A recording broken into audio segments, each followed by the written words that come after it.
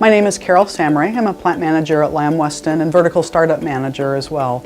I've worked at Lamb Weston for over 30 years and I started out in manufacturing, loved it from the very beginning, and I've never left. I believe that there's lots of opportunity for women in manufacturing, both now and in the future.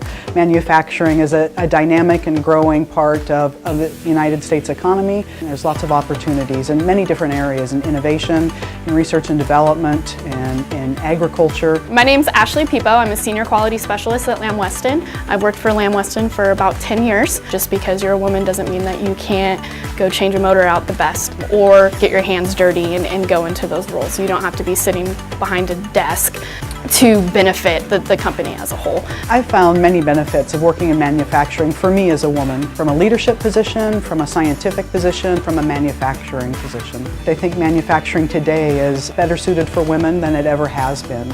Women bring a unique perspective to the workforce. They bring good communication and collaboration and teamwork that we highly value. Manufacturing will continue to thrive. Anyone who's interested in manufacturing will find that there are many opportunities for employment. I would recommend CBC's manufacturing program to women, and I think that they are tied into the needs of industry and prepare students well for a job in manufacturing.